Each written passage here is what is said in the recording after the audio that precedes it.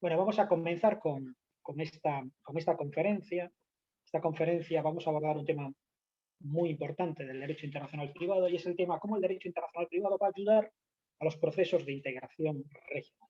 Es decir, vamos a hacer énfasis a los procesos de integración regional y al derecho internacional privado.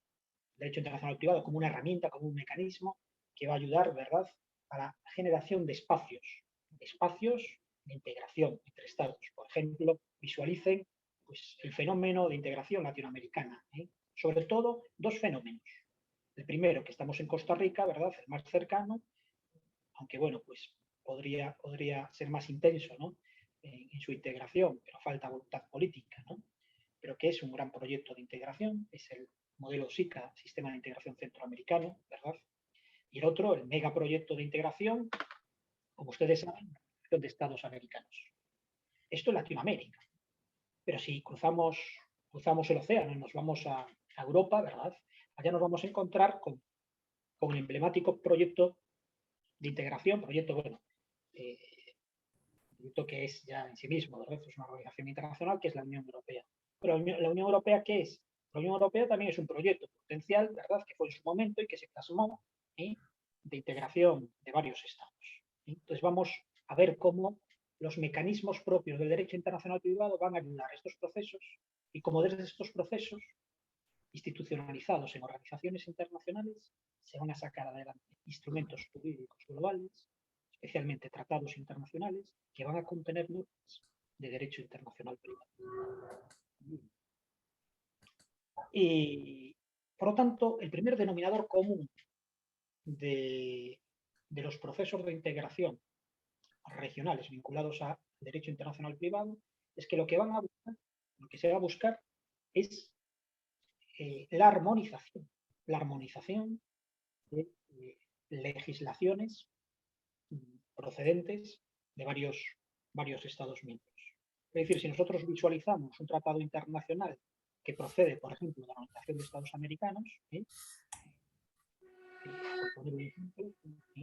y que contiene normas de derecho internacional privado, lo que nos dice ese tratado internacional, la esencia, es que se ha logrado conseguir un instrumento de armonización de normas dispersas, existentes, habidas, entre distintos estados que forman parte del acervo de la Organización de Estados Americanos. ¿De acuerdo? Entonces vamos caminando poco a poco y les voy dando acciones, ¿verdad?, constructivas de todos estos procesos. Bueno, entonces cabe formularnos la siguiente pregunta, a modo pedagógica, ¿verdad?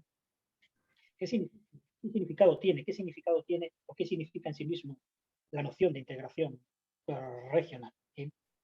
Hablar de integración regional, evidentemente, es hablar de la utilidad, ¿verdad?, de la institucionalidad de determinadas organizaciones internacionales que nacen con esa vocación, que nacen con una vocación de generar grandes espacios donde generen convivencias multiestatales y donde se produzca un encuentro consensuado de principios entre varios estados, ¿verdad?, que van a dar lugar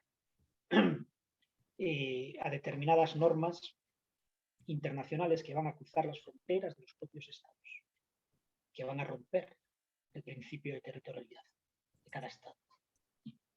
De nuevo, ¿no?, pues el surgimiento de estos tratados internacionales. Pero en sí mismo, la noción de integración regional tiene una serie de elementos característicos que les voy a explicar. En primer lugar, y siempre ustedes visualicen, ¿verdad?, esta trilogía de organizaciones internacionales, vamos a referirnos sobre todo a la Unión Europea, modelo comparado, la Organización de Estados Americanos y el modelo SICA también, y sobre todo, especial, como se dice, agrupamiento, ¿verdad? Nos vamos a referir a la Organización de Estados Americanos y a la Unión Europea como grandes organizaciones regionales productoras de normas de derecho internacional privado. Y ahora un paréntesis, vamos a dejar aparte hoy, en la clase de hoy, otras grandes organizaciones internacionales que son grandes productoras de normas de derecho internacional privado, como son las Naciones Unidas, o como son también la Conferencia de la Haya. ¿Y por qué las dejamos aparte? Bueno, porque estas organizaciones internacionales no no son regionalistas, ¿sí? No beben de esa naturaleza de procesos regionalistas, sino que son universalistas, ¿sí? Naciones Unidas es el modelo paradigmático, ¿verdad? Siempre me refiero a ella y me gusta emplear este término, es nuestra hermana mayor en las organizaciones internacionales y es el modelo que ante la duda pues, siguen otras organizaciones internacionales, pero nacen con esa vocación universalista. En cambio, la OEA nace con una vocación regionalista. Es una organización internacional, ¿verdad?, que nace a través de la Carta de Bogotá, ese acto constitutivo para una región determinada, que es la región latinoamericana. Igual que la Unión Europea, para una región determinada nace una región internacional, que es la Unión Europea, para Europa, ¿verdad?, una serie de países europeos. Entonces, ¿qué notas características? Pues miren, en todos estos procesos regionales, en todas estas organizaciones internacionales, va a estar presente la denominada acción de cooperación internacional. Es decir, va a estar presente el concepto de cooperación internacional. Es decir, el concepto de cooperación internacional, que es muy bonito también trabajarlo, y para un trabajo de investigación, yo les invito a la acción de cooperación judicial internacional en diferentes manifestaciones. ¿Sí? Pues está presente en todas las organizaciones internacionales. Las organizaciones internacionales van a trabajar, el modo de trabajar por antonomasia es a través de las relaciones internacionales, es a través de la implementación de la acción de cooperación judicial internacional.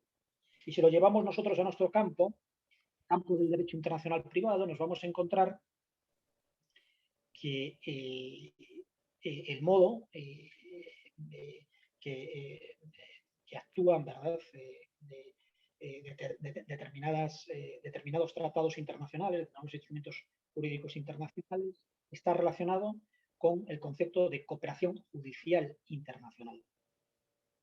Entonces vamos a encontrarnos con normas internacionales que son normas de derecho internacional privado que nacen con una vocación de servicio. ¿Para qué? Para facilitar la labor de cooperación judicial internacional de nuestros órganos judiciales nacionales.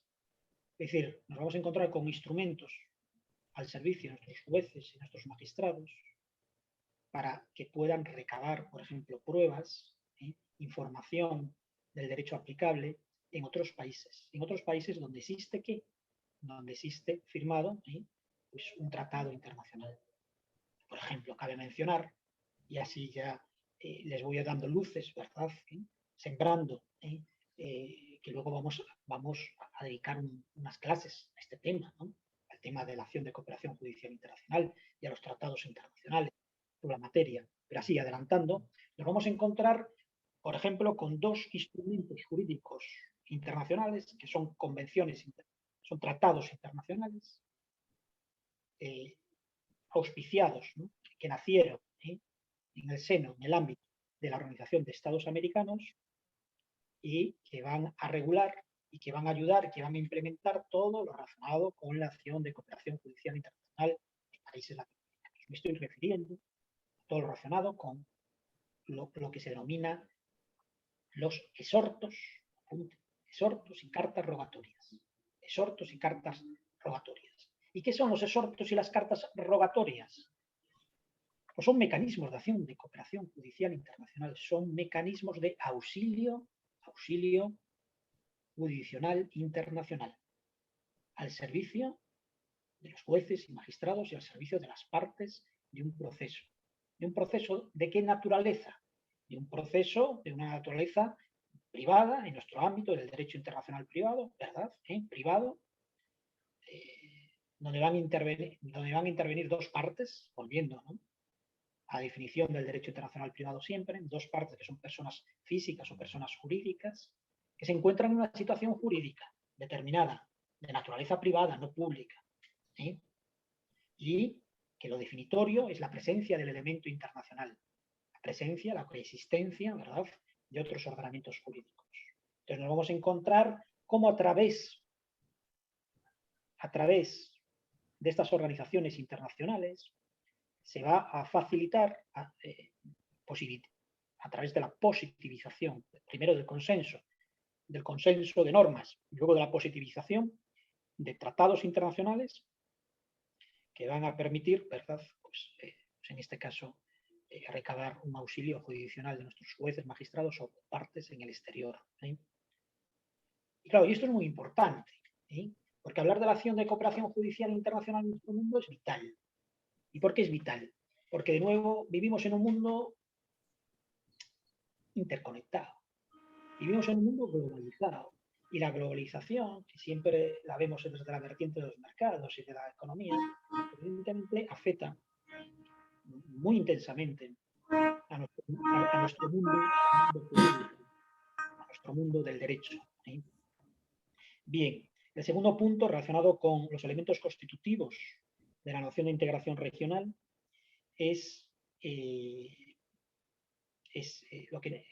que nos dice, ¿no?, que los estados soberanos van a adoptar y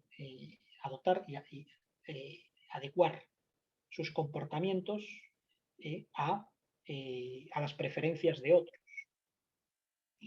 Y esto guarda relación con el tercer elemento. Y el tercer elemento es que vamos a consensuar una serie de principios consensuados entre todos, y esos principios consensuados que se van a consensuar entre todos los estados soberanos van luego pues, a plasmarse, se va a plasmar, ¿verdad?, en una serie de normas jurídicas que en nuestro caso son normas de derecho internacional privado, que van a estar positivizadas por los tratados internacionales. Bueno, tenemos una pregunta. Valeria, ¿cómo está Valeria?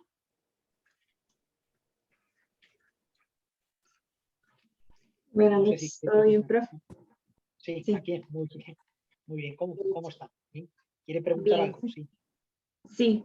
En el primer punto de acción de cooperación internacional mencionaba usted que habían como 2 tratados o convenios como más importantes relacionados con esto de los exhortos y las cartas, pero no sé si fue que no lo mencionó o no los escuché bien, por si podía repetir eso nada más. Sí, vamos a ver, yo les estaba diciendo como ejemplos, vamos a profundizar en los mismos, cuando toque, porque hay un tema que vamos a abordar a nivel de charla, conferencia, también la acción de cooperación judicial internacional, específicamente, ¿no? Entonces ahora simplemente como para que ustedes tengan así un conocimiento, como preámbulo, pues son unos convenios que son tratados internacionales, son 2 distintos exhortos y cartas rogatorias que proceden del sistema de la Organización de Estados Americanos. En concreto, Valeria, proceden de las denominadas Conferencias Interamericanas de Derecho Internacional Privado. Y mira, ya que surge el tema de las conferencias estas, les voy a hacer mención a las mismas, porque es muy importante, que ya hablaremos más adelante también sobre las mismas y todo esto, ¿no? Pero la primera pregunta, ¿qué son estas conferencias interamericanas de derecho internacional privado, ¿no?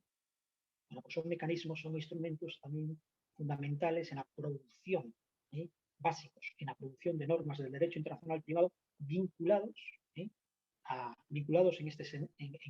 este caso a un proceso de integración regional concreto que es, de nuevo, ¿no?, que es el relacionado con la Organización de Estados Americanos. Es decir, las conferencias interamericanas de derecho internacional privado son creadas por la propia Organización de Estados Americanos. En concreto, son creadas por mandato. Todo el tema de la política de los mandatos, ¿verdad?, que aquí aplican el modelo comparado también la OEA con el que tenemos en las Naciones Unidas. Es decir, es la Asamblea General, ¿verdad?, de la OEA, quien en su momento, ya tienen bastantes años, ¿verdad?, es decir, deciden crear esta estructura, esta institución, las conferencias interamericanas de derecho. Ustedes visualicen a modo metáfora, ¿verdad?, pues lo mismo, ¿no? Estas conferencias son como una gran cocina, ¿verdad?, donde se hornea, donde salen grandes recetas muy técnicas, porque a mí me gusta también mencionar la elaboración de todos estos instrumentos. En la elaboración de todos estos instrumentos jurídicos globales interviene mucho, evidentemente, pues toda una técnica jurídica, toda una ingeniería jurídica, ¿sí? Pero estas conferencias interamericanas de derecho internacional privado han elaborado muchos tratados internacionales en el seno, en el ámbito de Latinoamérica, que han generado una armonización importantísima, todo un hito histórico de legislaciones y que han ayudado a establecer soluciones y litigios, ¿sí?, a asuntos complicados del ámbito del derecho internacional privado, ¿sí? Yo les citaba estos convenios, el de exhortos y cartas rogatorias, ¿no? Pero desde las conferencias interamericanas de derecho internacional privado nos vamos a encontrar también tratados internacionales que regulan todo el tema relacionado con la sustracción de menores, que es distinto del tema del tráfico de menores, que también vamos a encontrar con un tratado internacional, o temas relacionados también más propiamente con el derecho mercantil, tema de letras, cheques, pagarés, etcétera, ¿no? Mercantil, relacionado con todos esos instrumentos, ¿no? Y también, cómo no, temas relacionados con la resolución de conflictos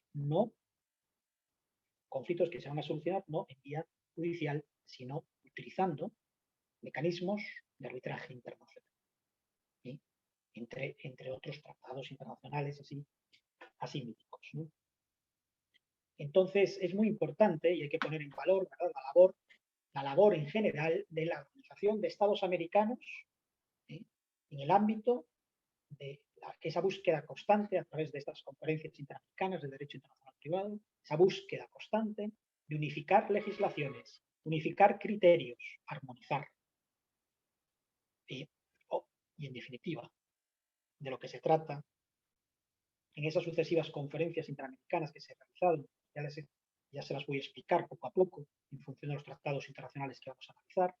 Lo que se trata es que esta organización internacional ofrece a los estados soberanos, a los estados parte, ¿sí?, unos instrumentos, unos mecanismos que si así lo desean, pueden implementarlos, incorporarlos en su derecho propio, en su derecho interno. En este sentido, pues, Costa Rica, ¿verdad?, tiene firmado esos tratados internacionales, como vamos a ir viendo, ¿eh?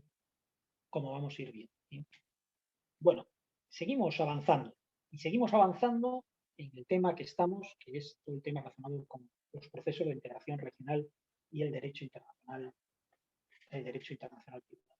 Y hago otra vez otro paréntesis. Y yo lo que quiero es recalcar la importancia de esta área del derecho. El derecho internacional privado es vital, y es vital porque vivimos en un mundo global, y de nuevo, cada vez es más necesario y se impone el establecimiento de normas globales. Por eso hay algunos académicos, ¿verdad?, en España y en otras partes, ¿verdad?, que ya articulan el concepto del derecho global. ¿Sí? El derecho global como pues ese conjunto, ¿verdad?, de normas internacionales que superan, ¿verdad?, el concepto también de la soberanía de los estados y que van más allá del concepto de territorialidad y que también guardan una relación directa con los derechos humanos, ¿no? Y evidentemente, como soy un gran defensor de los derechos humanos, como internacionalista, estoy en esa onda, como se dice, ¿no?, por aquí, hay que resaltar de nuevo la importancia de los derechos humanos en su relación con el derecho internacional privado. Cuando hablamos incluso de estos procesos de integración regional, nos vamos a encontrar que los instrumentos derivados de estos procesos, instrumentos jurídicos derivados de estos procesos de integración regional, muchos de ellos van a contener normas que contienen referencias directas a los grandes derechos humanos. Y me estoy refiriendo sobre todo a los grandes sistemas de derechos humanos. Evidentemente al sistema interamericano de derechos humanos, consagrado, ¿verdad?, y firmado aquí en San José, en esta maravillosa ciudad de Costa Rica, el famoso Pacto de San José, la Convención Americana de los Derechos Humanos, ¿no?, y que ha generado toda una estructura, una arquitectura jurídica protectora de los derechos humanos con la Corte y la Comisión. Pero no hay que olvidar, evidentemente, también el sistema de las Naciones Unidas de los derechos humanos, ¿eh?, no solamente con la Declaración de los Derechos Humanos, que es una declaración programática, como les había dicho, ¿no? Que no genera de per se obligaciones internacionales, con los dos pactos y con, con los grandes tratados internacionales de derechos humanos, que van a estar también presentes en normas de derecho internacional privado. ¿Sí? Yo les ponía el ejemplo, ¿verdad? Y de nuevo vamos a recalcar, cuando hablamos de tratados internacionales en materia de adopciones internacionales, cuando hablamos de tratados internacionales en materia de obligaciones de alimentos, cuando hablamos de tratados internacionales en materia de restitución o de tráfico, para combatir el tráfico y la restitución de menores, ¿sí? Todos esos tratados van a estar influenciados, van a estar referenciados a estos grandes tratados internacionales en materia de derechos humanos. La de Nueva York sobre los derechos humanos. ¿De acuerdo? Entonces, bien, vamos a seguir con esta charla, conferencia, ¿verdad? Poco a poco. Por lo tanto, partiendo de esa premisa que el derecho internacional privado lo que va a contribuir también es al asentamiento, al fomento y a la promoción de lo que podemos denominar derecho global, ¿sí? Y que no se entiende el derecho internacional privado sin su vinculación con los derechos humanos y que no se va a entender tampoco el proceso de integración regional como la OEA o el SICA, la Unión Europea, sin la contribución que el derecho internacional privado realiza, por supuesto, su hermano mayor, el derecho internacional público, porque insisto, sin el derecho internacional público, el derecho internacional privado cojea. ¿Cómo cojea? Queda limitado, no llega. ¿Cómo vamos a conseguir diseñar un tratado internacional que firme y que se ratifique si no es con las normas de los derechos de los tratados establecidas en el derecho internacional público? Se sirven mutuamente, es recíproco. ¿Sí? Pregunta, así, a modo, ¿no?, reflexiva. Entonces, ¿qué papel desempeña el derecho internacional privado de una forma clara en los procesos de integración regional? Pues, como les dije, el primer papel importantísimo, ¿verdad?, es que va a ser un gran generador de instrumentos jurídicos, como los tratados internacionales. Es decir, el papel que va a desempeñar también es de ayuda, de colaboración al diseño y a la implementación de toda una arquitectura jurídica vinculada a organizaciones internacionales. Si nosotros visualizamos una organización internacional, ¿qué es una organización internacional? ¿Sabemos la naturaleza jurídica? Sí. ¿No? ¿Tiene personalidad jurídica? Sí. ¿Qué quiere decir? Que puede trabajar en las esferas de las relaciones internacionales como puede ser un Estado-nación. Sí. Está al mismo nivel que un Estado-nación, por supuesto, ¿no? Pero hay algo más. En el nacimiento de las organizaciones internacionales hay algo más que se asimilan, ¿verdad?, a un modelo de Estado, ¿sí?, a un modelo de Estado, y contribuyen también, y es una superación del Estado-nación también, porque lo que van a contribuir también es a generar espacios que, por supuesto, como estamos diciendo, ¿verdad?, se va a producir una armonización de normas jurídicas, establecimiento de normas jurídicas que van a compartir diferentes estados, mejor muy distintos. Simplemente una reflexión. Aquí dice, cuesta mucho, ¿verdad?, el SICA. Usar el SICA y dices que somos distintos, profe, ¿no? Somos distintos. Nicaragua es distinto a Costa Rica es distinto a Honduras. Somos distintos y queremos ser distintos. Y digo yo, pero si sois idénticos, y sois idénticos porque compartís una misma lengua, incluso un sustrato religioso, ¿no?, de aquella manera, pero cristianismo, etcétera, algunos no, otros no, pero hay un sustrato común. Tenéis un elemento identitario muchísimo más fuerte, o sea que hay que trabajarlo, falta voluntad política, ¿verdad?, que el que tiene la Unión Europea, y ahí está. Vamos a ver, que no me digan que no tienen más afinidad ustedes, entre vosotros, entre los pueblos centroamericanos, que los que podemos tener nosotros, de la Europa mediterránea, un españolito con un alemán. Y ahí vamos, ¿no? Hasta se me apuran con un francés, ¿verdad? Esa Europa mediterránea, Portugal, España, Grecia, Italia. Sí, ahí hay un denominador, ¿no? Pero luego ya nos vamos alejando, ¿sí? Y ya no les digo si, bueno, ya no están, ¿verdad?, en el club. Algunos se arrepienten que no están en el club de la Unión Europea, del Reino Unido, pero los países nórdicos, ¿sí?, Y aún así estamos en la Unión Europea. Y parece ser que ahora, pues mira, pues unas causas positivas de la guerra, no hay ninguna causa positiva, pero poniéndonos así, ¿verdad? Es que está más unida la Unión Europea. Y la Unión Europea surge como proceso integracional, proceso regional, de integración regional. Pero surge también, igual que las Naciones Unidas, con una idea de paz. Entonces aquí voy a un tema muy interesante. Cuando hablamos de los procesos de integración y su vinculación con el derecho internacional privado, nos vamos a encontrar con algo que pasa a veces desapercibido, y que es que el derecho internacional privado también ayuda a establecer espacios de paz, espacios de convivencia, y ayuda a través de lo que sabe hacer, evidentemente, el derecho, ¿no? Con su especificidad, igual que el derecho internacional público, ¿no? Ayuda con tratados internacionales, pues en este caso pues ayuda con normas de derecho internacional privado que están contenidas en grandes instrumentos jurídicos como pueden ser los tratados internacionales, convenciones, etcétera, ¿no? Que van a generar soluciones, van a ayudar ¿a qué? A disminuir, a realizar, ahora está tan de moda con el tema de la guerra, una desescalada de conflictos, de litigios. Va a ayudar a establecer algo muy bonito, que siempre lo digo, ¿verdad? Y siempre lo repito, estatutos protectores a las personas vulnerables. ¿Y quiénes son esas personas vulnerables? Que desde la grandeza del derecho podemos ayudar, y desde la grandeza también de la rama del derecho internacional vinculado a los derechos humanos. Los refugiados, los niños y niñas que están inmersos en un procedimiento de familia o que han sido secuestrados, robados, o sustraídos por sus familiares.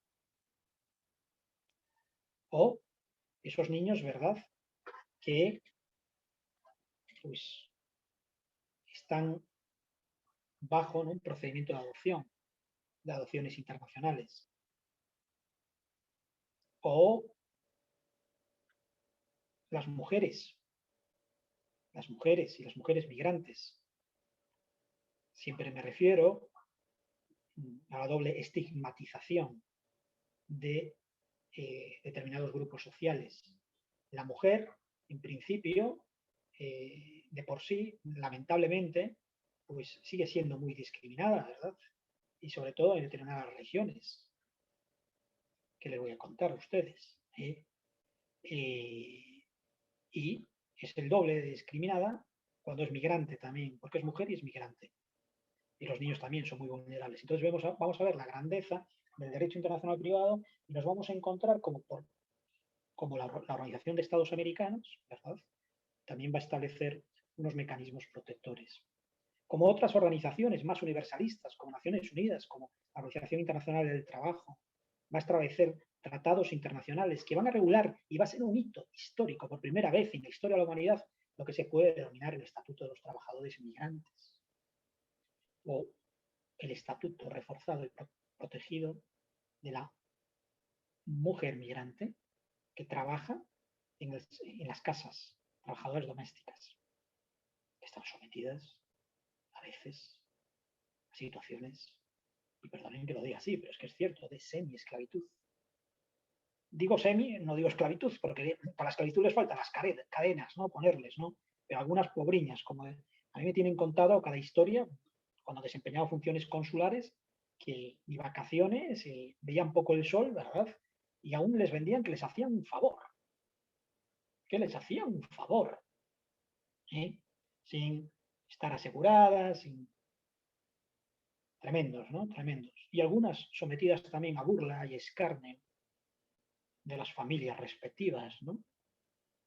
Y de nuevo se reproducen esas situaciones discriminatorias que proceden atávicamente, ¿no?, de mentalidades rancias y clasistas, que proceden de esa época colonial o no sé de dónde, ¿verdad?, donde hay alguien que se cree superior a otros. Todo esto lo combate el derecho. Todo esto lo combate el derecho vinculado con los derechos humanos, y lo vamos a hablar. Lo vamos a hablar. Bien, entonces seguimos. El papel que desempeña el derecho internacional privado en los procesos de integración, el que les estaba comentando, ¿verdad? Es decir, parte de un hecho, el derecho internacional privado, se parte de un hecho que es la dispersión normativa existente en varios países. Y hay que solucionar esto.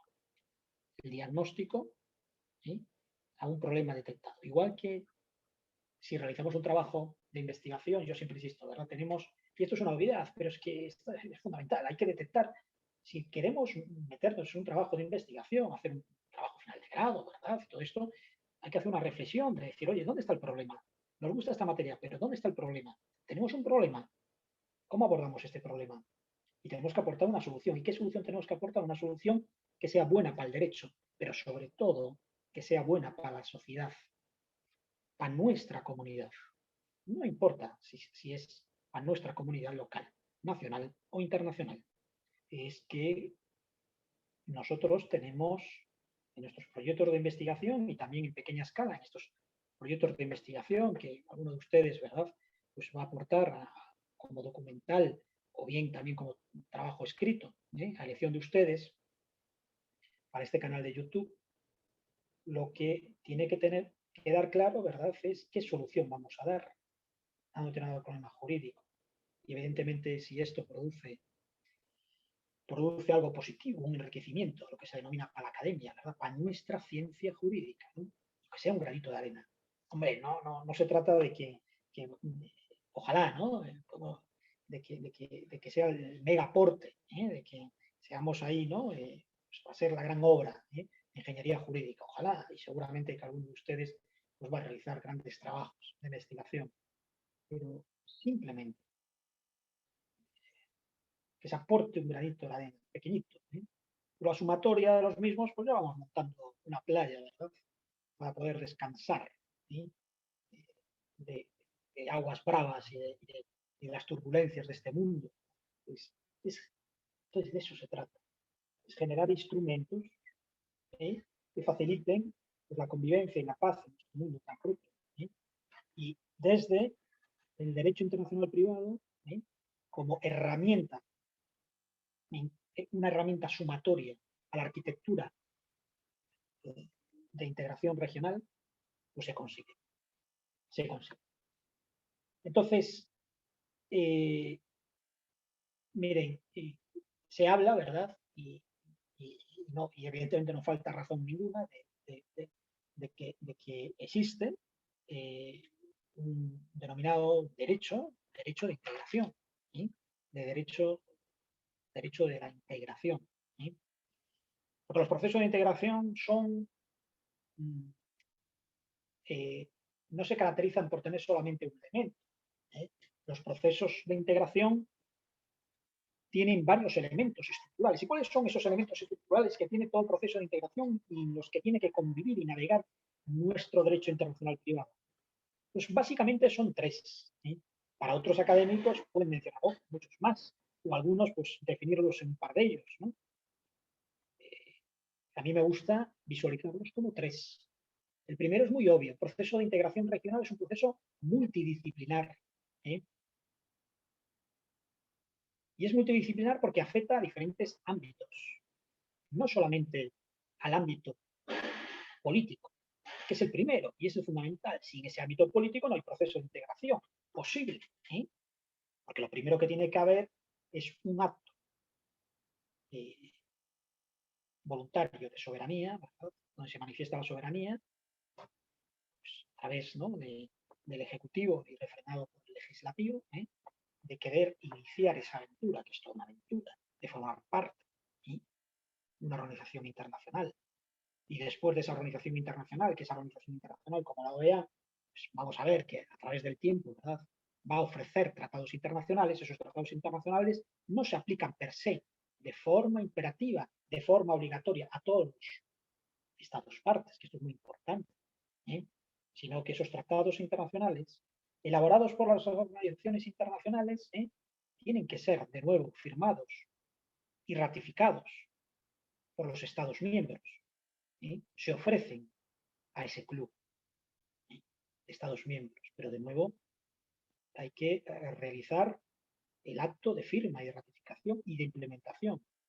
Y la implementación es lo más difícil, Porque ¿cuántos tratados internacionales están firmados y están ratificados y luego hay déficits, como se denomina, en el ámbito de implementación de los mismos? ¿O acaso? 2017 en España recibe una reprimenda tremenda y con toda la razón. ¿Eh? Algunos presumen España, país desarrolladísimo, los derechos humanos se cumplen todos, ¿no? Crisis. Personas lanzándose por los balcones, desquiciadas porque les iban a sacar las casas, los desahucios. Movimiento, indignados. Personas protestando, mujeres, por diferencias salariales. Es que no es justo que en el mismo puesto de trabajo se me pague menos que el hombre, ¿no? Totalmente. Problemas relacionados con privación de derechos de salud a personas migrantes en España. Migrantes irregulares. El gobierno de turno dice no, es que solo los regulares tienen derecho a la asistencia sanitaria. Y los demás atenderles, pero les mandáis la factura. Y llegan facturas. Uno que tiene una gripe, uno no, miles, gripe. Gente de enfermedades gordas, de cáncer, entonces los atienden, sí, los atienden. Y luego les llega la factura a casa. No pueden pagar, son humildes, son pobres, ¿no? Acuden a los consulados. Intervenimos también. Intervienen las ONGs, denuncian. Las ONGs denuncian también determinados colectivos. ¿Sí? Y denuncian, pues evidentemente, la organización pública, NANAI, de la China, como se dice, y hay que ir a instancias internacionales. Y se denuncia ante el Comité DEX. Recuerden el Comité DES. ¿Qué es el Comité DES? El Comité DES es el Comité de Derechos Económicos, Sociales y Culturales vinculado al famoso Pacto de las Naciones Unidas, Pacto Internacional sobre Derechos Económicos, Sociales y Culturales, que tiene ese mecanismo, es un mecanismo directo, donde cualquier persona que pertenezca, ¿verdad? O que resida, aunque no sea nacional, en un Estado parte de ese tratado internacional, puede interponer una denuncia directa. Y esa denuncia se interpone por Internet. Ahí entras en el comité DEX, denuncias, ¿no?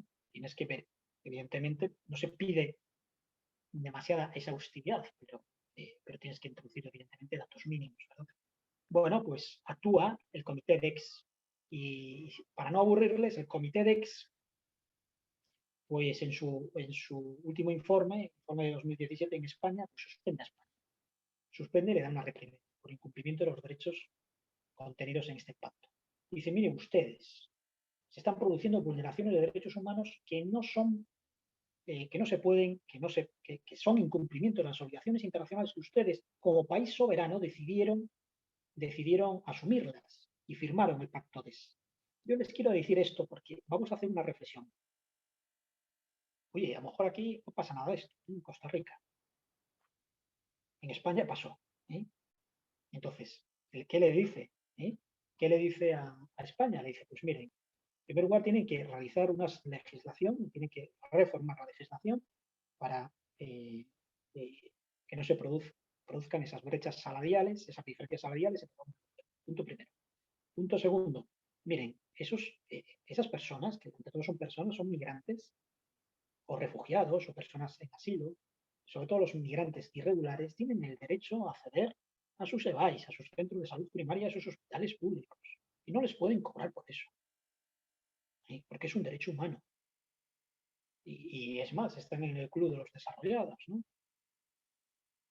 Punto tercero, también. Miren, el tema de las viviendas es un tema dramático.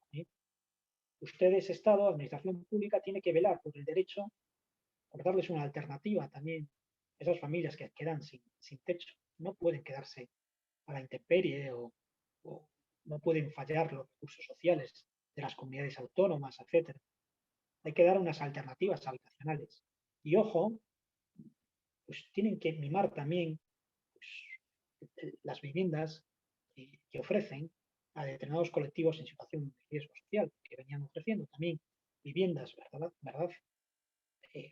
Con alquileres muy bajos, a personas humildes, pero en condiciones de habitabilidad patéticas.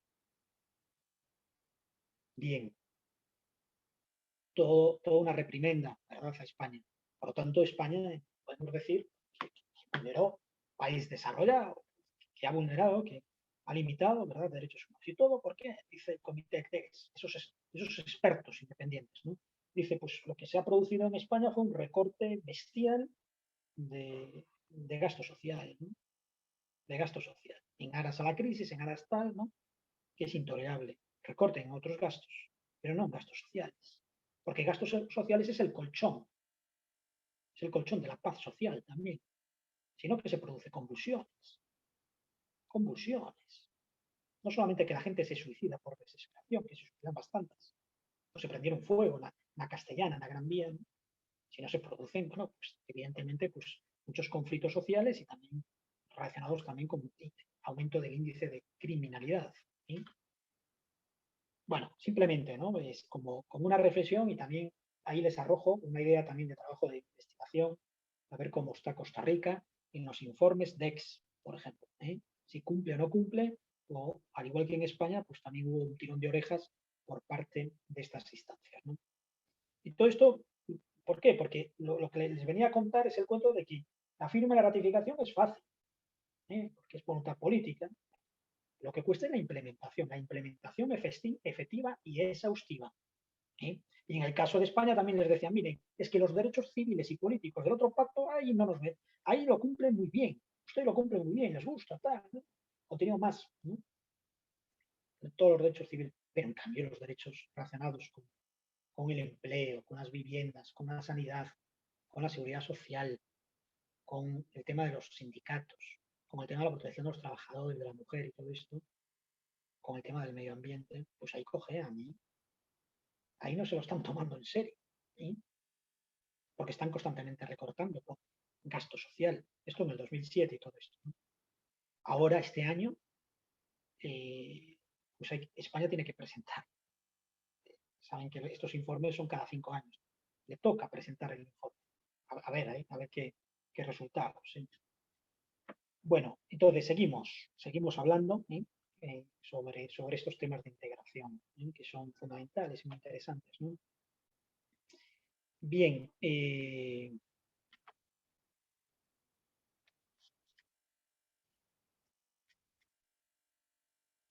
por lo tanto, como les decía, se trata de un proceso multidisciplinar, ¿eh?, pero que no agota eh, el tema jurídico, sino que interviene, perdón, el tema político, sino interviene el tema jurídico, el tema social y el tema también económico.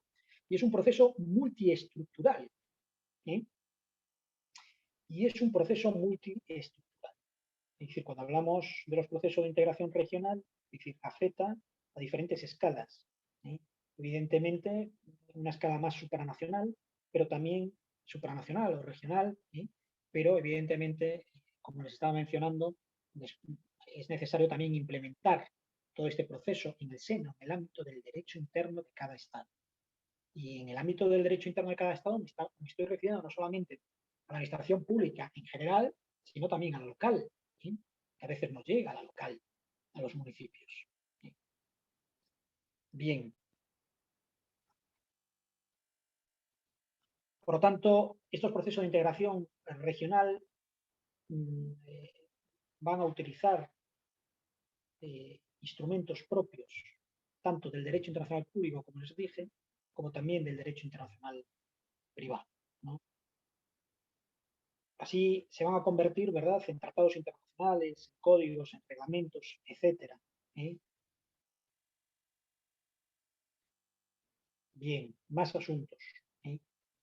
En definitiva, al final de estos procesos de integración regional, lo que nos vamos a encontrar es con la existencia de lo que podemos denominar, en palabras de derecho comunitario de la Unión Europea, en la existencia de todo un acervo comunitario, un acervo normativo, un conjunto de normas, ¿eh?, que van a articular, que van a institucionalizar todos estos procesos de integración regional, ¿eh?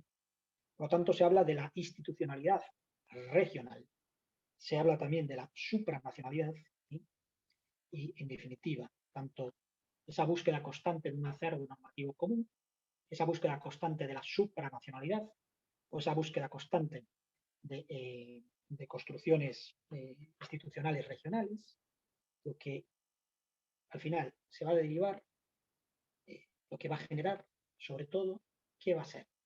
Pues, sobre todo, lo que va a generar es una mayor seguridad jurídica y una mayor certeza jurídica en todos los operadores jurídicos que van a operar en ese espacio determinado.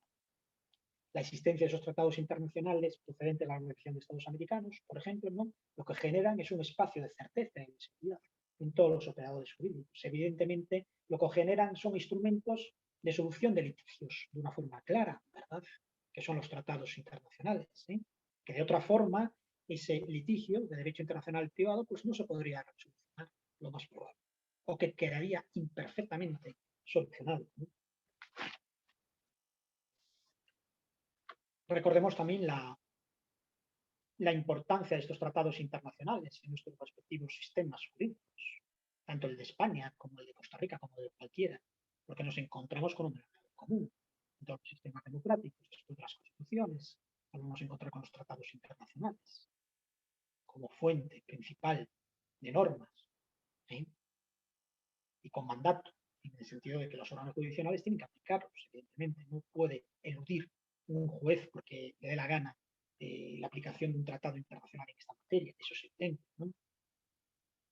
Por lo tanto, nos encontramos con instrumentos jurídicos de derecho internacional privado vinculados a este proceso de integración que lo que buscan, en definitiva, es dar soluciones claras, efectivas, reales a litigios internacionales. Pero, ¿qué soluciones nos aporta el derecho internacional privado?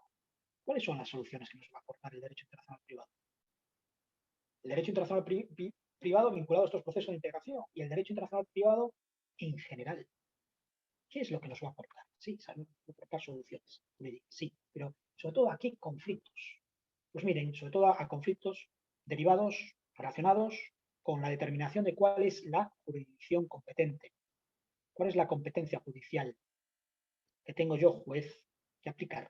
La nacional, la mía, la que me confiere mi propio sistema de derecho, ¿no? Creado per se, en orden a la soberanía del pueblo costarricense o de España, ¿no? La Constitución, las leyes, el código, o tengo que aplicar un tratado internacional que no procede de mi sistema, pero que mi sistema lo hizo mío, lo adoptó. ¿Sí? Lo adoptó. Los tratados internacionales, ¿qué son los tratados internacionales cuando pasan a ser de parte de nuestros sistemas jurídicos? Son una opción, porque no nacen, ¿verdad?, entre comillas, biológicamente de nuestros estados. ¿Sí? Los adoptamos, los incorporamos. Y como las adopciones no se puede establecer discriminación biológica alguna, ni hijo natural o no natural, porque eso atenta contra todos los derechos humanos. Y quien establezca en nuestros tiempos esto, pues la verdad es que apague vamos. Pero bueno, atenta contra todo. Pues lo mismo los tratados internacionales, pero contenido de los tratados internacionales no se puede establecer ninguna discriminación con respecto a normas internas, forman parte de nuestro mundo jurídico con la misma intensidad, mayor intensidad, tienen mayor rango jerárquico, principio de jerarquía, que el Código Civil, que el Código Procesal, y que las leyes de Bustamante.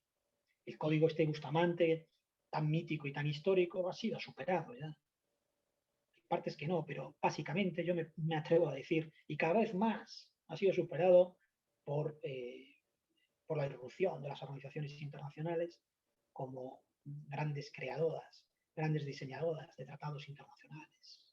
¿Sí? Donde hay un tratado internacional que regula una materia, que se vaya el Código Bustamante, ¿no? En ese sentido, porque no es operativo. ¿Sí? Bien, entonces el derecho internacional privado, como tiene que dar respuestas a estas soluciones de competencia judicial internacional, tiene que seleccionar también la ley aplicable. Nos va a valer para seleccionar, evidentemente, cuál es la ley aplicable. Y también nos va a decir bajo qué circunstancias determinadas una sentencia dictada en otro estado va a desplegar sus efectos en el mismo. Una sentencia dictada en España, una sentencia dictada en Colombia, en Panamá, en Honduras, o en Estados Unidos, va a desplegar efectos sí o no en nuestro estado de Costa Rica. Entonces, por eso tenemos que ver también si tenemos algún instrumento jurídico global que nos permita, ¿verdad?, decir, pues, tiene efectividad. Por ejemplo, todo lo relacionado con el tema del arbitraje. Con el tema del arbitraje internacional. Nos vamos a encontrar que por parte de las Naciones Unidas, del propio, le denomino yo, sistema de derecho internacional privado de las Naciones Unidas, que lo tiene, pues nos va a ofrecer una serie de tratados internacionales en materia de arbitraje internacional para reconocimiento y ejecución de sentencias arbitrales en todo el mundo. Bueno, en todo el mundo, en todos los países que tienen firmados estos tratados internacionales. Sobre todo estos dos, el de reconocimiento y ejecución de Nueva York de sentencias extranjeras y el de inversiones de Nueva York. Costa Rica los tiene firmados, múltiples países. Entonces, a través de estos tratados internacionales, ¿verdad?, son la puerta de entrada del reconocimiento y ejecución de sentencias, en este caso arbitrales, laudos arbitrales, en nuestro territorio. En definitiva, el derecho internacional privado lo que busca es, ante todo, unificar criterios jurídicos. Busca unificar criterios jurídicos, normas legales, en determinadas áreas o zonas del mundo. Tal es el caso, ¿verdad?, de lo que estamos hablando, de los procesos de integración latinoamericana, de la OEA o de la Unión Europea, también de otros, el COSUR, etcétera, ¿no?, el ALBA, todo eso. Pero yo me quiero centrar, evidentemente, en los más relevantes, los más importantes, en la cuantía y en el número de tratados internacionales existentes en la materia, a nivel regional, la OEA y la Unión Europea. Sigamos avanzando.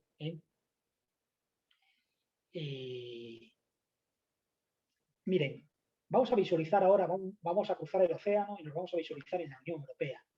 La Unión Europea como organización internacional.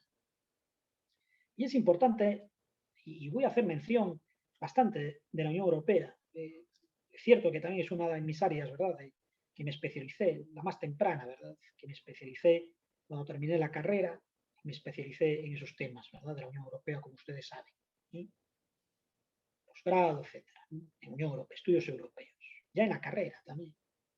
Siempre me gustó bastante el tema de la Unión Europea y me fui especializando luego, pues, en temas más relacionados, más vinculados con los derechos humanos y también los procesos de integración regional, ¿verdad? Y sobre todo, pues ahora, como ustedes saben, en el derecho al desarrollo, ¿no?, como instrumento para combatir la pobreza.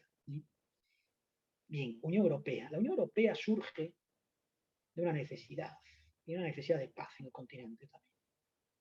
Y surge, no me voy a dar una clase ahora ahí sobre la Unión Europea, que es más internacional público, pero simplemente dar unas pinceladas para llevarla a nuestro terreno, ¿no?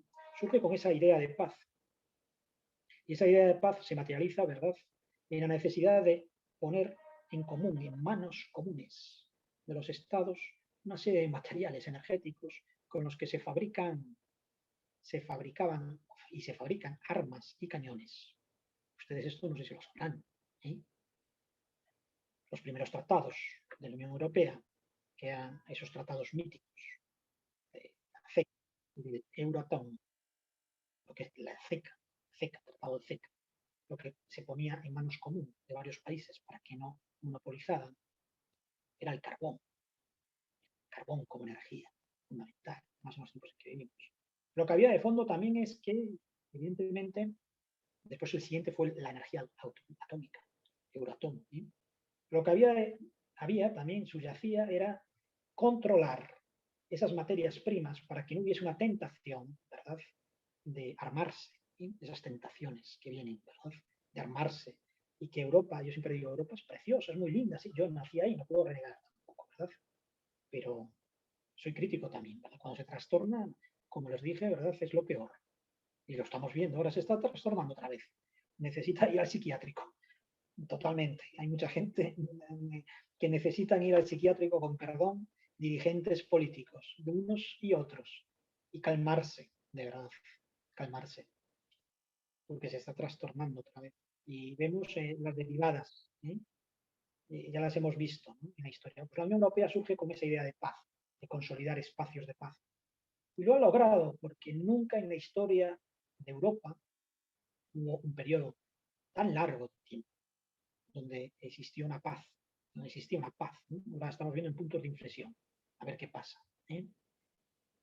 Pero bueno, la Unión Europea pues tiene todo un diseño, una estructura, ¿sí? Que la primera nota característica es que forma parte de una organización, es una organización internacional en sí misma, ¿no? Pero tiene naturaleza regional. ¿Sí? Y la gran característica y la gran diferencia con otras organizaciones internacionales, que ninguna otra organización internacional la tiene, y que eso ha sido muy complicado, pero oye, pues se ha logrado. ¿Sí?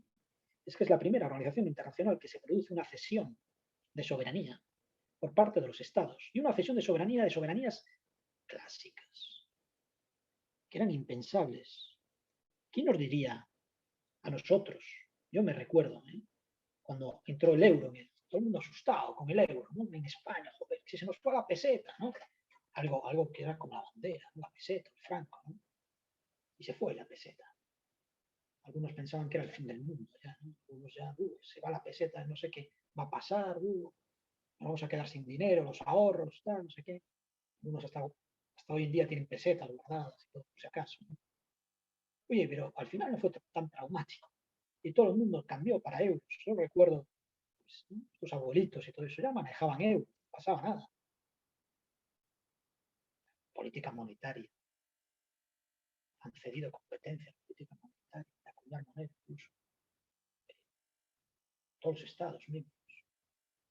Pero antes de la política monetaria se cedió competencias en materia de agricultura y de pesca, con toda la polémica que hubo eso.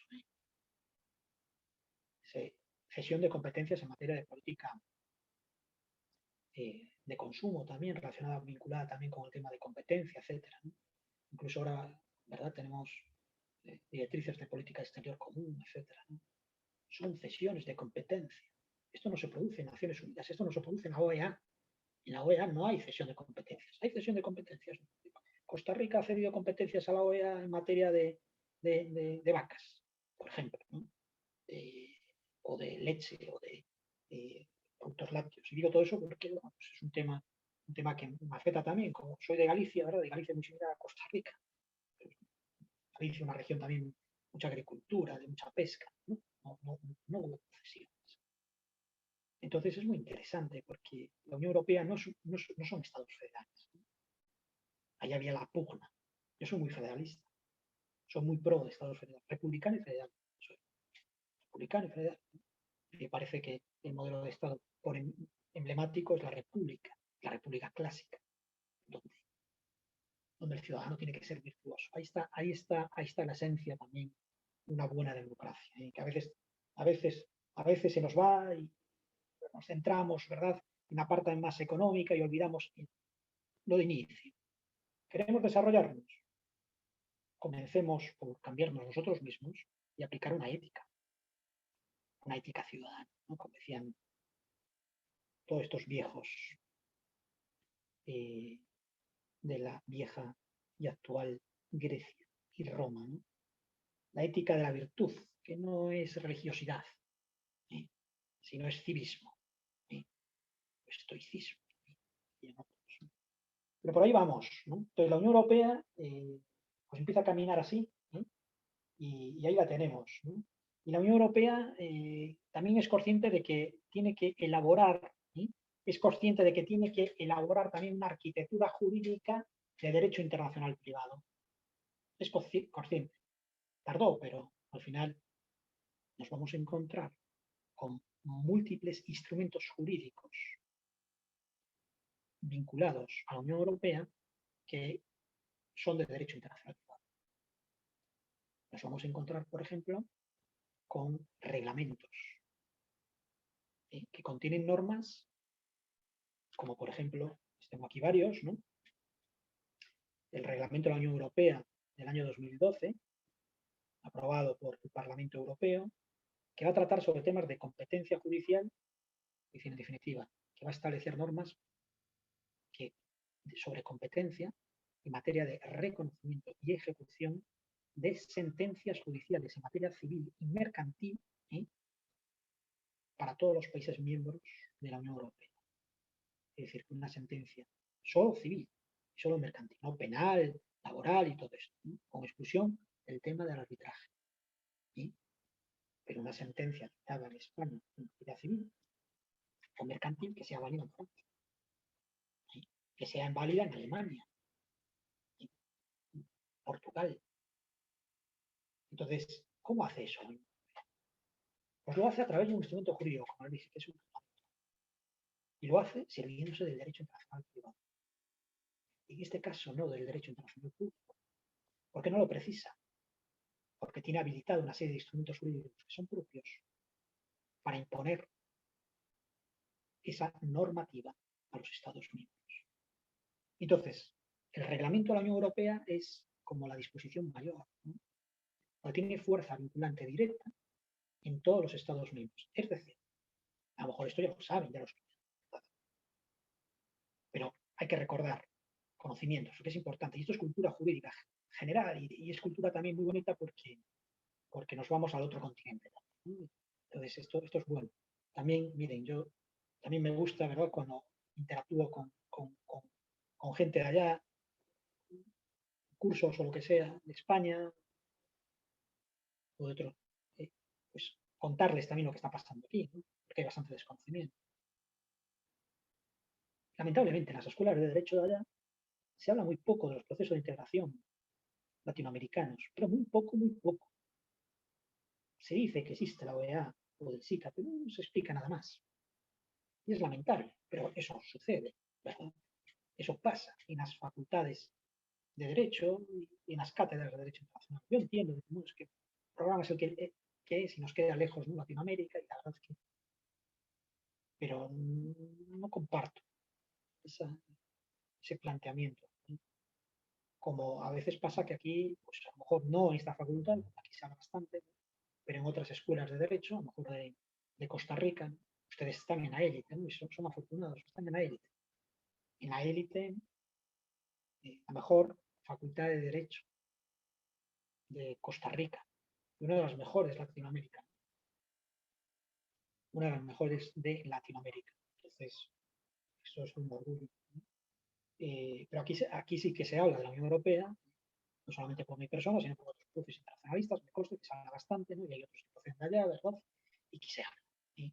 Y que salen formados. Entonces, el reglamento es la gran disposición también, junto con la directiva de la Unión Europea. Y sale un reglamento de la Unión Europea, salió este reglamento en el 2012, entra en vigor, entonces todos los países tienen que cumplirlo directamente, tienen que cumplirlo y tienen que implementarlo en su derecho interno, ¿sí?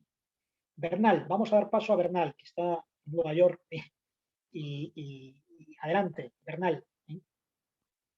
Sí, profesor, buenas noches. Ahora que estamos hablando de la Unión Europea, Ah,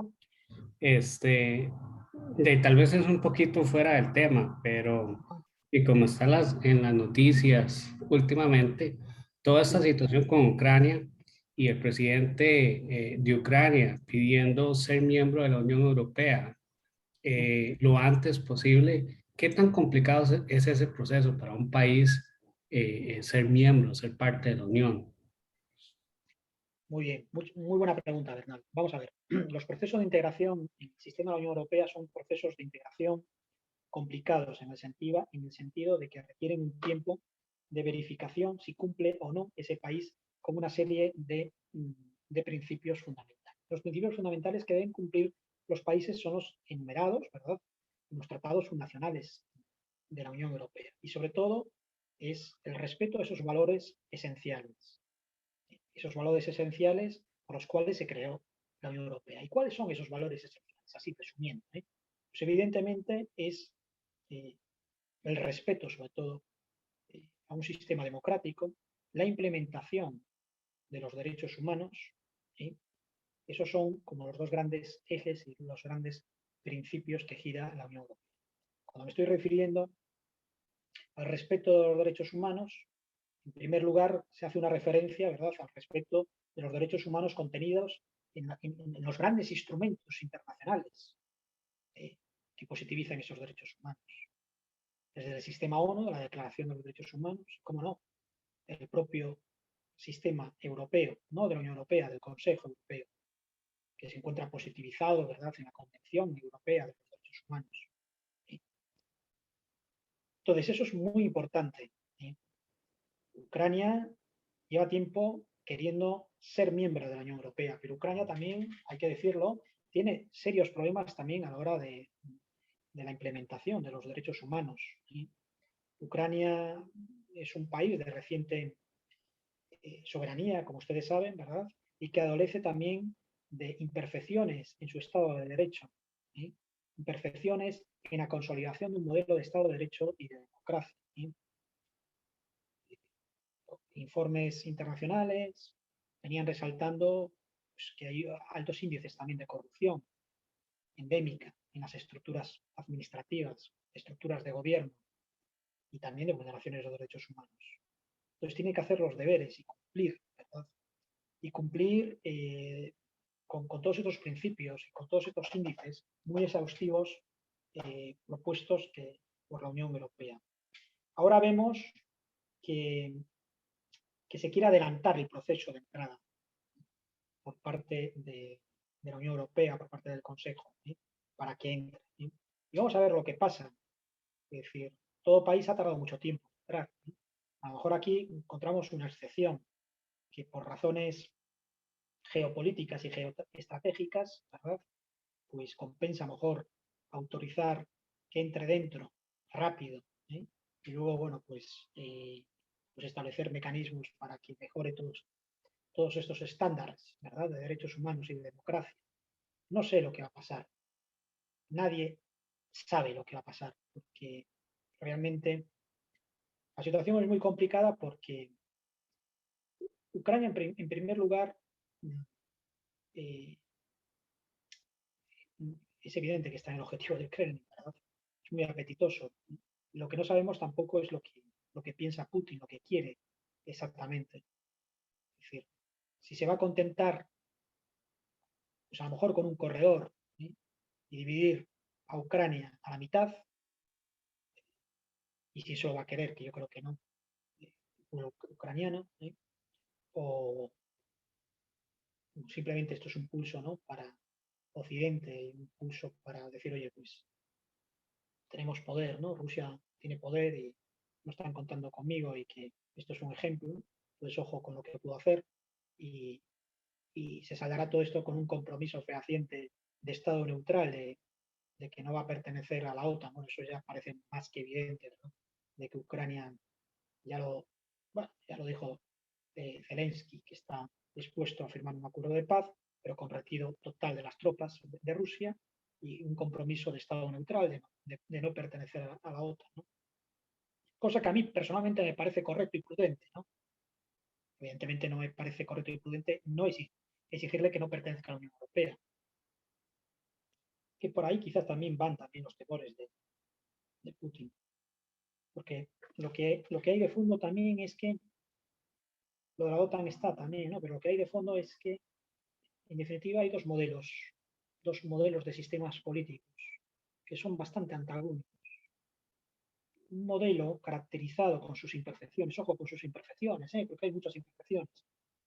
Un modelo occidental, ¿no?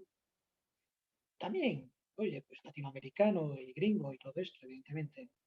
Un tipo de democracia con sus imperfecciones, pero con unos sistemas de derechos humanos, con sus imperfecciones, pero ahí están, ¿no? Pero es una democracia imperfecta, pero es una democracia, ¿no? Donde hay elecciones cada cierto tiempo. Hemos visto, ¿verdad? Bernal, ¿no? Trump fue votado por el pueblo americano y fue echado también por el pueblo americano, no pasó nada, ¿no? Hubo sustos, evidentemente, porque entraron gente disfrazada, ¿no? Que daba miedo, ¿no? En el Capitolio, que decía, Dios mío, si vemos esto en Estados Unidos. Yo cuando vi esas imágenes, yo dije, el mundo está trastornado, perdido, ¿no? Vamos muy mal, ¿no? Con el coronavirus y tal, y ahora de Ucrania se ven. Pero bueno, está ahora, ¿no? Transición, los demócratas, Biden, bien. Y en Europa, pues también, con déficits democráticos en muchos países, en Polonia también, surgimiento de movimientos ultras, fascistas, neonazis, que hay que pararlos, hay que ponerles un cordón sanitario. Me preocupa España. ¿Sí? Pero bueno, tenemos democracias, sí, que se pueden mejorar, sí, tirones de orejas a España, democracias. Pero nos encontramos con otro modelo, el modelo de Rusia, el modelo de China. Y son modelos. ¿A Rusia hay democracia? Sí. ¿Qué tipo de democracia es? ¿Es imperfecta? Sí, como el Occidente, sí, pero está caracterizada ¿por qué? está caracterizada por un control, por un dominio oligárquico de la misma, por unas élites neocapitalistas. Porque aquí ya, esto no es la Unión Soviética de los soviets, del comunismo, de Stalin, de Lenin y todo esto. Esto es otro rollo. Esto es el surgimiento de un nuevo nacionalismo de corte religioso también, que hunde sus raíces en la recuperación de los valores más de la Iglesia ortodoxa, ojo, que también es delicado, ¿eh? Porque está habiendo, yo espero que no vaya más, está habiendo tensiones religiosas entre ortodoxos, cristianos, católicos. ¿Qué es esto? ¿No? De nuevo, ¿no? También las grandes barbaries de la humanidad fueron realizadas en nombre de la cruz, ¿sí? O en nombre de la media luna, ¿sí? Entonces, el denominador común que hay allá son regímenes oligárquicos que controlan las democracias y que los podemos caracterizar con el nombre de autocráticos, ¿sí? La autocracia al poder. Si analizamos el perfil de Putin, ¿sí? Pues Putin es un eterno en el poder, ¿sí? ¿Cuántos años lleva? 20 años por ahí, ¿verdad? Las maneras y las formas son autoritarias, ¿sí? Entonces, él lo que está reformulando es un pensamiento mesiánico. ¿Y cómo que es un pensamiento mesiánico? Pues él lo que está refundando es, lo que busca es un neozarismo. Ansía, ¿no?, recuperar, ¿no?, ese esplendor de los zares, ¿sí?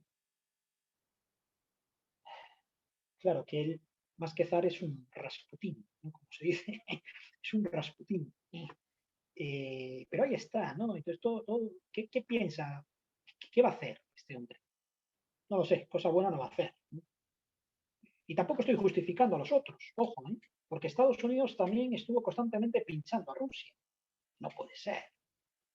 Estuvo constantemente, y hay que decirlo también, pues poniendo bases constantemente, cabreando, ¿sabes? Y Rusia siempre fue un imperio. Rusia siempre hubo que tener cuidado con Rusia. Rusia es, no sé quién lo dijo, ¿verdad? Pero es un buen símil, ¿no? Siempre ha sido, y en estos momentos ha estado como un oso, un gran oso, durmiendo, un oso de la estepa rusa, durmiendo. Y ahora se ha despertado de nuevo, ¿no? Entonces hay que tener cuidado. Entonces, ¿qué le molesta a Putin? Lo que le molesta a Putin, aparte de la OTAN, es que los ucranianos, pues Polonia, Bielorrusia, todas estas repúblicas de reciente creación que antes pertenecían al imperio de los soviets y antes a los zares, ¿sí?, pues les gusta el modelo occidental, les gusta el modelo occidental y les gusta tener elecciones libres cada 5 años, ¿verdad? Les gusta incluso el modelo, pues, de vida occidental, de ética incluso y de todo, ¿no? Ahí está. Esto es el problema. Esto es el problema, ¿no?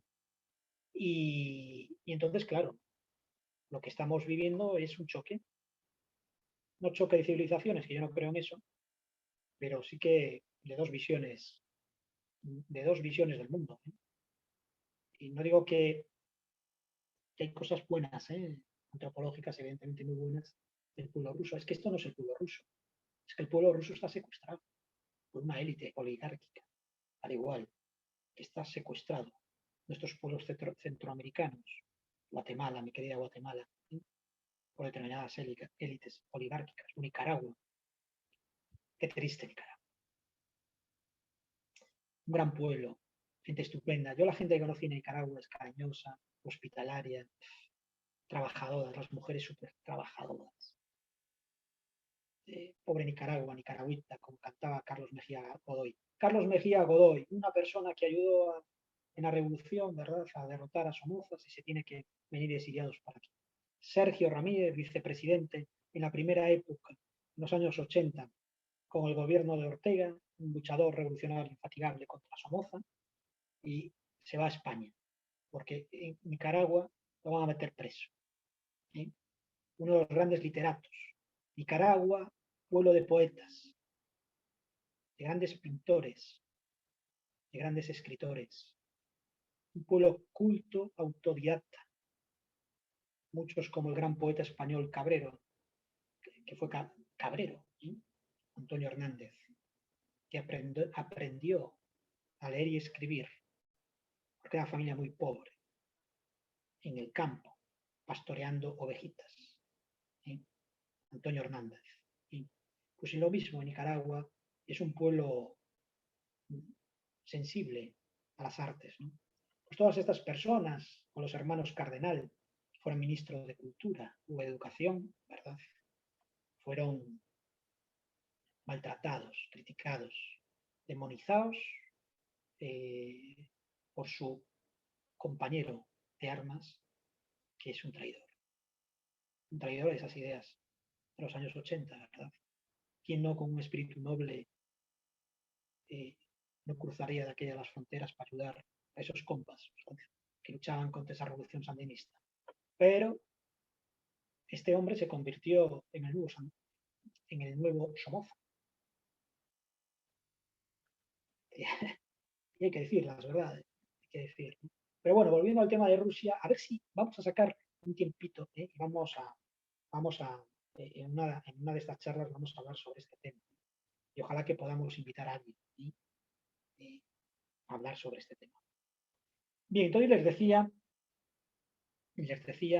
miren, si alguien se tiene que retirar, pues no me importa, tiene otras ocupaciones, la charla es hora y media, ya hemos quedado así, ¿verdad? Pero voy a expandir un poquito más, ¿verdad?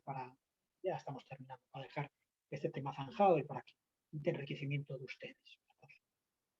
Vemos cómo la Unión Europea trabaja el tema de derecho internacional privado, lo trabaja, ¿verdad? A través de instrumentos como es el reglamento. ¿Sí?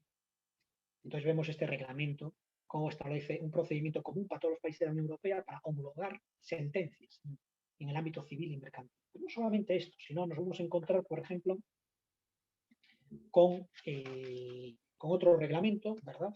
Un reglamento del 2006, donde por primera vez, también fue un hito histórico, la Unión Europea va a establecer lo que se denomina un procedimiento europeo común a todos los países miembros para recobro de deudas, que es el denominado procedimiento monitorio europeo. ¿No?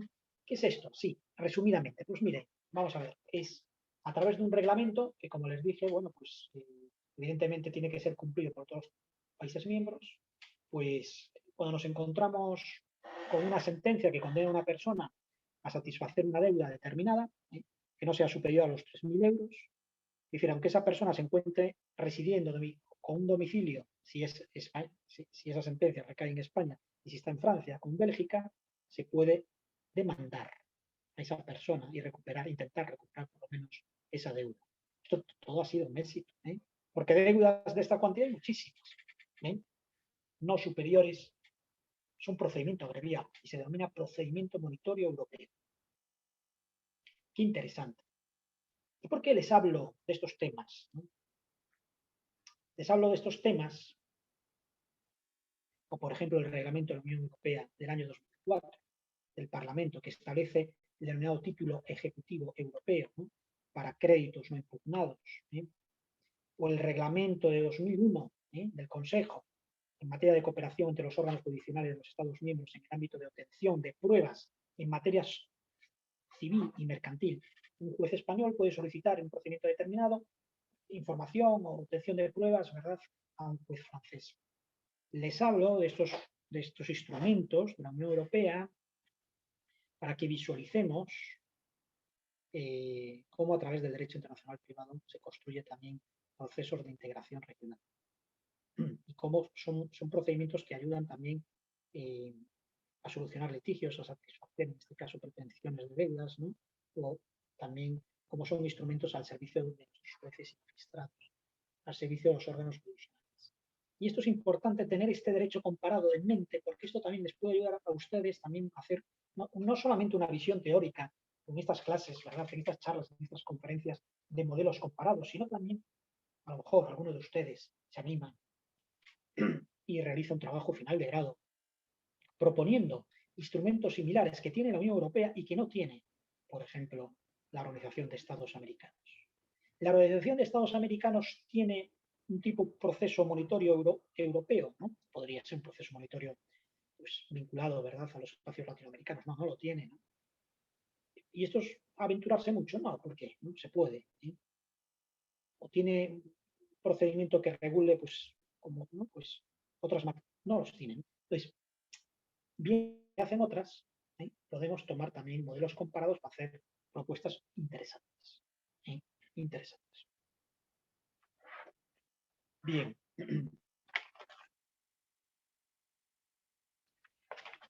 Bueno, vamos a terminar, ¿no?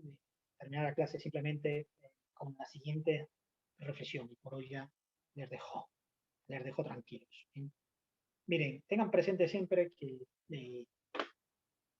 los procesos de integración regional, tanto latinoamericanos como en el caso de europeo, contribuyen de una forma fundamental al establecimiento de espacios de paz y de convivencia social.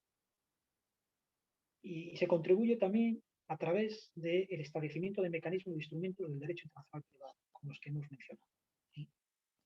Porque a través de múltiples convenios internacionales que aportan soluciones jurídicas a litigios internacionales de derecho internacional privado, en definitiva, lo que estamos haciendo es disminuir la tensión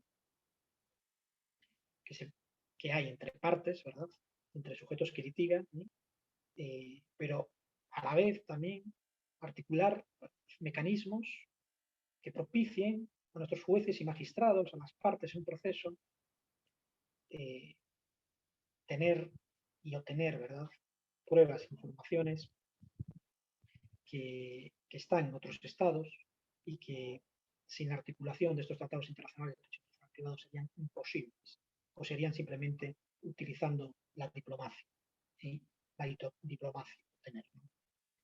Por lo tanto, este curso que comenzamos, ¿verdad?, con los fundamentos y que seguimos avanzando, que vamos a hablar en la siguiente clase del tema de las fuentes, del tema de la globalización también, vinculado a los derechos humanos, derecho internacional privado, ¿no?, a veces es más importante, cobra más importancia. Y lo que me refiero es que es muy importante también, ahora que hay un nuevo ciclo, a ver qué pasa, ¿no? En Costa Rica, yo soy, sí, simplemente una observación constructiva, como un espíritu. De verdad, yo lo único que pido es que, por lo menos, como decían, como bueno, un dicho allá, ¿no?, en España, Diosito, por lo menos que me quede así. Por lo menos, oye, que se mantenga, diría más, que se fortalezca, claro, evidentemente. El sistema que tanto costó a vuestros antepasados construir aquí en Costa Rica y que es vuestra grandeza, y que es vuestra excepción, que es el sistema de garantías sociales. Que se consolide, que se fortalezca, que no se privatice, que se defienda eso a capa y espada, que se siga invirtiendo en hospitales públicos, en EBAIS, en educación pública, que esto es lo que salva, lo que da luz y lo que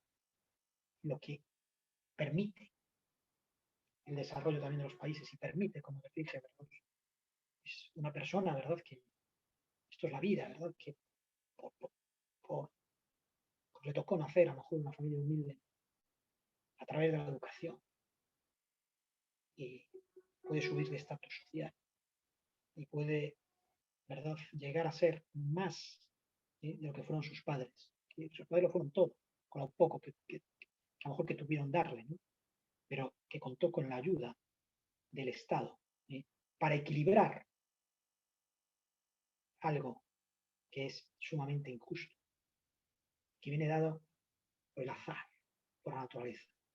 Azar, nacer en cuna pobre o rica. Y esto es la grandeza del Estado protector, ¿sí? Es el Estado hermano, ¿no?, que es el Estado de las garantías sociales, ¿no? Entonces yo espero que se cuide eso, ¿no?, que se cuide. Yo confío en el buen hacer y en los buenos corazones de que así será, eso espero. Y si no, pues ya saben, a los 4 años, pues. Pero bueno, vamos a ver, vamos a confiar. También en España, que España también está muy revuelto todo. queridos amigos, me despido. Hasta la próxima. Me quedo un poquito, por si alguien tiene alguna duda, una pregunta. Y adelante, venga, con mucha ilusión en este inicio de semestre y siempre para adelante y cuídense la salud sin mirar para atrás. Hasta luego. Gracias, profesor. Buenas noches. Gracias, profesor. Gracias, Muchas gracias, profe. Buenas noches.